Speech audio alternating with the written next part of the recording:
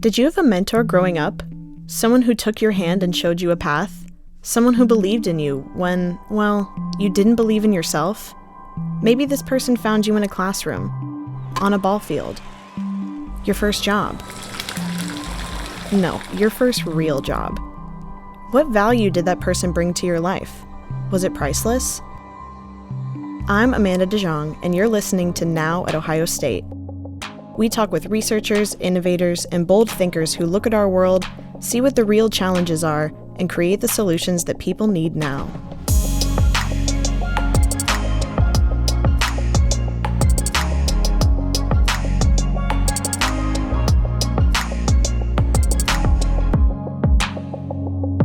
History brims with examples of astounding mentors and the outstanding results of those relationships. Socrates mentored Plato, who mentored Aristotle, who mentored Alexander the Great. Buffett and Gates, Angelo and Oprah, Woody and Archie. Here at Ohio State, Mentorship's pay-forward guidance is part of the community fabric.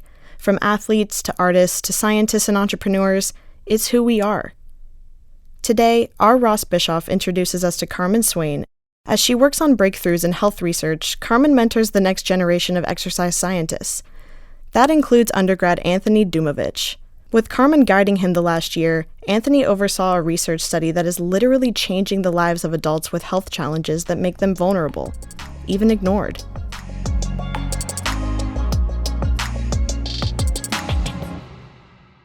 Carmen, what's the single greatest predictor of winning the Nobel Prize? A lot of people think in science that maybe the number of publications you have, number of citations you have, how many awards you might have won, where you received your PhD, but the number one predictor is who your mentor was. If your mentor was a Nobel laureate, then you are 3 times more likely to also win the Nobel Prize. And you know how I knew that? I sent you the article. You sent me an article. When she told me that and sent me that article, I was like, oh, it was really mind-blowing to me, especially with the relationship you have with Carmen. Because of this mentoring relationship you have with her, you were able to basically help her oversee a study. And for an undergrad to do that, that's pretty impressive. Can you just tell us what the study was? Peggy Mills, the gym owner, has a visual system she came up with that helps people with intellectual disabilities kind of help them work out on their own and get a sense of independence in exercise and being able to be more comfortable and familiar in like a gym setting, get them into more physical activity and like lifelong physical activity. We had measures testing their upper body strength, lower body strength, stuff like that you would expect to see with any exercise study. But more importantly, kind of what we wanted to prove was that use of that visual system helped them be more comfortable and get more familiar with an exercise program and with gym equipment. So we tested how often Peggy would need to prompt them to go through exercises and how much help they needed. And we kind of saw a decline over time of how much help they needed going through their exercise routine. We all know that we're all encouraged to exercise and we see a gym on every corner. But for millions of Americans, those gyms are inaccessible.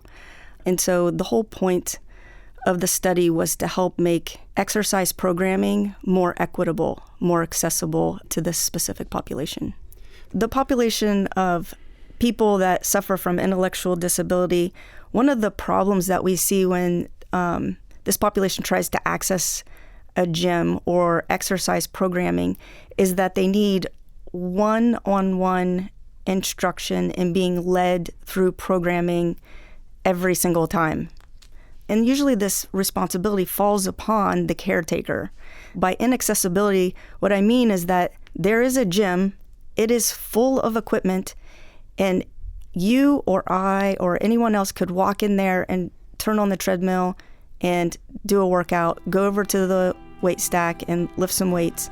But to the population that has intellectual disabilities, that's not the case. They don't know how to carry out exercise programming on their own. And that's the beauty of this visual system, is that it's very simplistic.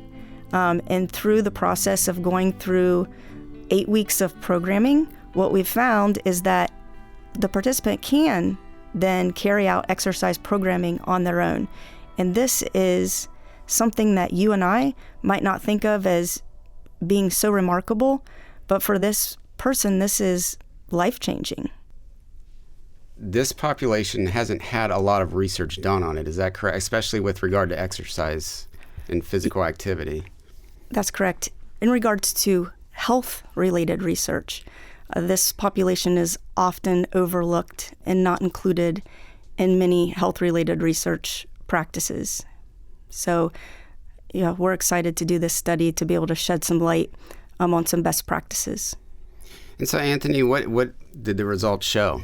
All three areas of physical fitness, the exercise, like independence, the prompting, and self-efficacy, which is kind of your own belief in yourself that you have the ability to complete a task. We kind of measured that as another outcome, and everything improved for the most part. It was really empowering kind of to see that even in this population, an exercise program can be official and you can make it work. The thing that I think is really eye-opening is until they're 22, a lot of people with intellectual disabilities, they're kind of taken care of at school, right? They have exercise programs, they have, school gym, that kind of thing, and even the Special Olympics. Once they hit 22, though, it's on the parents and the caregivers. And there's a lot of numbers from the CDC and stuff that say, like, obesity, diabetes, heart-related issues, this group of adults has a lot of issues, right? And so this is kind of what Peggy's work gets at and kind of what the study was getting at, to kind of maybe intervene in that, right? We know that chronic disease is a problem for Americans as a whole, but the National Activity Plan puts a special target on this population because the incidence of obesity and chronic disease is even higher in this population. So they end up going home and becoming very physically inactive. And we find that programming just doesn't exist. And then the gyms themselves are inaccessible, and it relies upon the parents or the caregiver to continuously, in order to get these individuals to exercise, to take them to the gym. And that's fine. A lot of times parents are really motivated to do that. But the problem becomes, as the parent ages, it becomes like a really challenge and a burden on the parent. So being able to teach and instruct individual to be able to carry out independent exercise training on their own is a really big goal to help promote physical activity programming independently. I mean, you had some nonverbal people with Down syndrome. What'd you learn? Flexibility is what I think probably took the most of, is because every day, like everyone, going into it, I knew would have, some sort of mild to moderate intellectual disability, but that doesn't really tell you anything. That doesn't tell you any of the story. And like you said, they could be nonverbal, verbal. If they have cerebral palsy was pretty common. And it started on day one with the evaluation. Anthony would take the participants through the evaluation. And I don't know how many participants would practically run to their parent to tell them how much weight they lifted, or they would hug their parent because they were so excited, or they would hug one of us. It's the normal thing to be able to work out, and everybody feels good when you work out. And it was just awesome for me to see that in this population, to see how much joy that it brought them. This study doesn't happen unless you two have a really great relationship. I mean, a mentor-mentee relationship, and that's why I brought the Nobel Prize stat up earlier, because I think it was in that paper, and Carmen, you probably said this, that it's not just learning things, but it's really kind of working hand in hand with somebody, seeing how they think, those kind of things. And that really, this study doesn't happen without that. I don't know what I would be doing right now if it wasn't for her doing that. Her taking me under and, trusting in me and believing that I could get this done has done unbelievable things for my career side of myself. Because like she said, I learned through experience and mistakes, and I got to take on my own project and figure out what exactly it means even to do a study. Because in the other labs, I didn't really see a lot of the background stuff. I would just, do the things I was asked, and that would really be it. But now you see everything that goes on and everything that goes into it, and you work at every problem, and there's a lot of them. So you get to see a lot of stuff. And that has been so valuable for me, because now I understand, going into having this research background, going into, clinical work, I can understand research and what it really means, what it means to do a project and all the things they did. And I couldn't have gained that experience, unless I entered into a grad program, at Ohio State that's focused on research that I wouldn't have gotten any other way, especially not undergrad. There's no other way I could have gotten that experience. So Carmen, what are some characteristics you would look for in someone you'd mentor? If you can see yourself in that person, you can identify with that individual and some particular characteristics, that's the ideal situation, because then you have a greater understanding. You can say, well, what did I need 5 years ago? What could I tell myself? What would best help me on my path and lead me towards my goals? And it also allows you to have empathy and understanding to that individual. So I think seeing yourself, or at least parts of yourself, in your mentee is kind of a valuable thing. But Carmen, how do you go about mentoring someone? Because you've mentored a lot of students over the years. An undergraduate who's going to be involved in a research project like Anthony has, where it's not just dabbling in a faculty mentor's research project, was in it from the start. There's a big learning curve, but the job of a mentor is to try to help dampen that learning curve, to make it's not necessarily easier. I don't think Anthony would say this is an easy process, but to kind of open the door and to provide light, show the path, and just kind of guide, right? Like this is what we have to do. This is step one.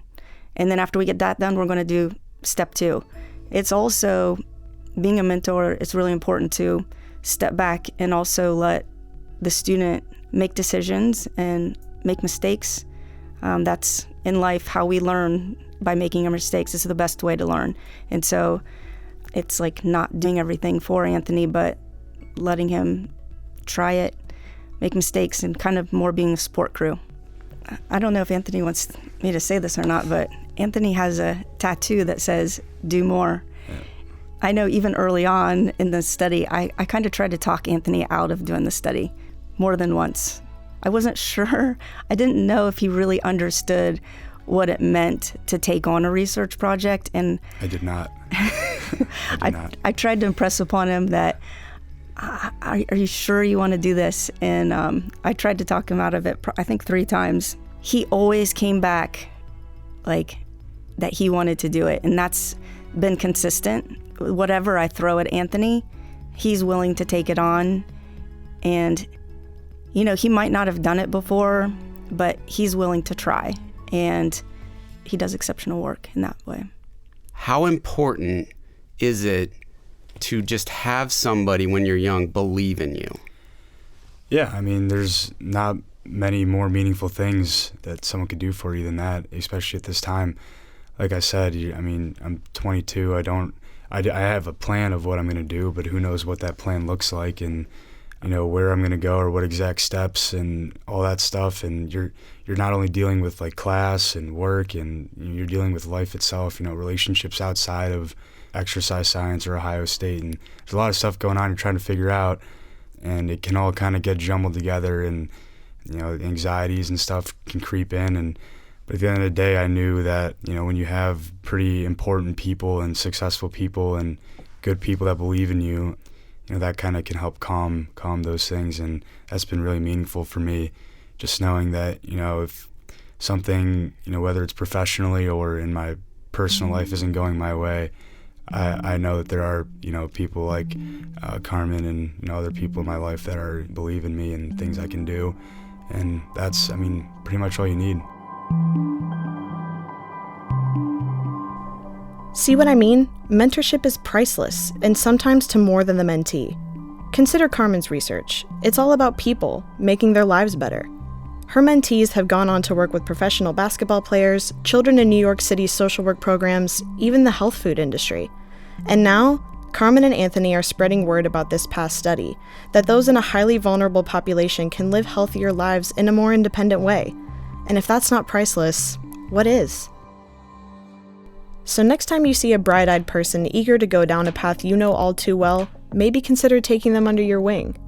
Who knows? Maybe it could change their life and the lives of others.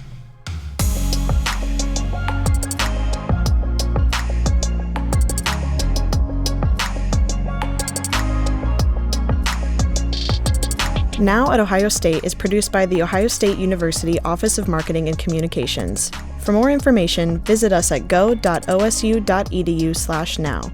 I'm your host, Amanda DeJong. Thanks for listening.